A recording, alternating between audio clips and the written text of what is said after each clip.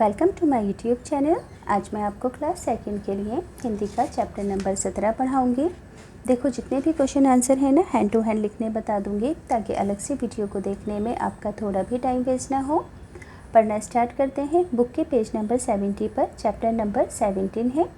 Chapter का नाम है बरसात और मेंढक। तो ये जो कहानी है ना बच्चों, बरसात की और मेंढकों की है। जैसे जैसे पढ़ोगे समझ आता जाएगा। सोमारू और कमली जंगल घूमने गए। लौटते समय उन्हें जोर की भूख लगी। उन्हें एक गाय दिखी। कमली ने गाय से कहा कि ज़रा सा दूध दे दो तो मेरी भूख मिट जाएगी। गाय बोली, मेरे खाने को घास ही नहीं है, मुझे हरी हरी घास खिलाओगी तो मैं दूध दूँगी। समझ में आया कि दो बच्चियाँ थीं, एक का नाम सोमारू था, एक का नाम कमला था। तो वो जंगल घूमने गई और उन्हें भूख लगने लगी तो उन्हें एक गाय मिली। गाय से कहा कि हमें थोड़ा सा दूध दे दो। तो गाय ने कहा कि मैं भूखी हूँ, दूध जब ही दूँगी जब तुम मुझे हरी हरी घास खिलाओगी। कमली और सोमारू चले घास लाने, पर घास तो सूख कर पीली हो गई थी। घास ने कहा कि मुझे पानी दो तो मैं खाने लायक बन जाऊँगी। है ना, क्या कहा घास ने बच्चों से, दोनों लड़कियों से कि अगर तुम मुझे पानी दोगी तो मैं खाने लायक बन जाऊंगी। कमली और सोमारू चले पानी लाने नदी पर, मगर नदी तो सूखी पड़ी थी।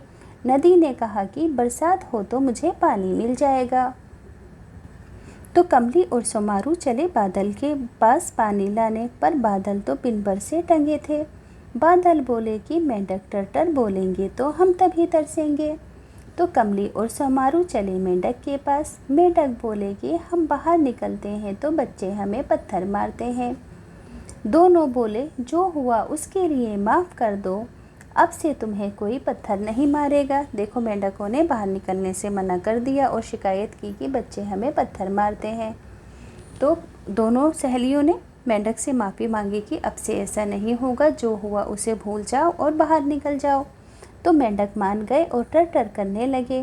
टर सुनकर बादल आए और झूम कर बरसे। नदी के अंदर पानी बहने लगा।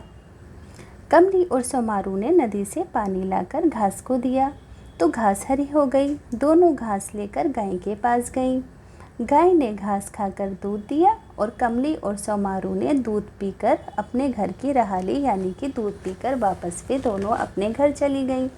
अब बच्चों इस चैप्टर के क्वेश्चन आंसर हैं। पहला क्वेश्चन है कि आपको ये कहानी कैसी लगी। तो मुझे ये कहानी बहुत अच्छी लगी। मेंढक सोमारू और कमली की बात क्यों मान गया, आप होते तो क्या मान जाते। तो दोनों ने मेंढक से माफ़ी मांगी थी और कहा था कि उन्हें बच्चे पत्थर नहीं मानेंगे। तो हाँ, मैं भी मान जाती।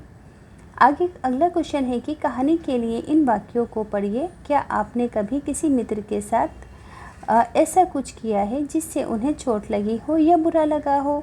तो नहीं, मैंने कभी अपने मित्र के साथ ऐसा नहीं किया जिससे उन्हें चोट लगी हो। मेंढक बोले, हम बाहर निकलते हैं तो बच्चे हमें पत्थर मारते हैं।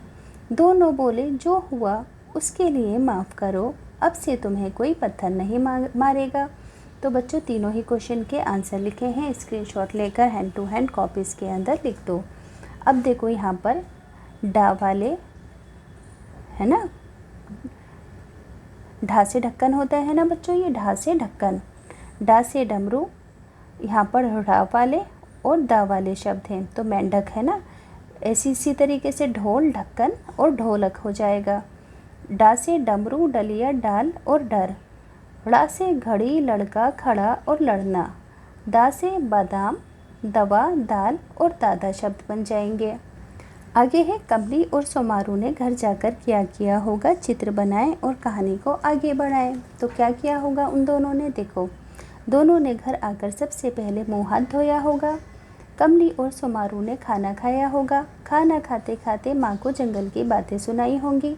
फिर दोनों ने बैठकर लूडो खेला होगा। थके होने के कारण दोनों जल्दी सो गई होंगी।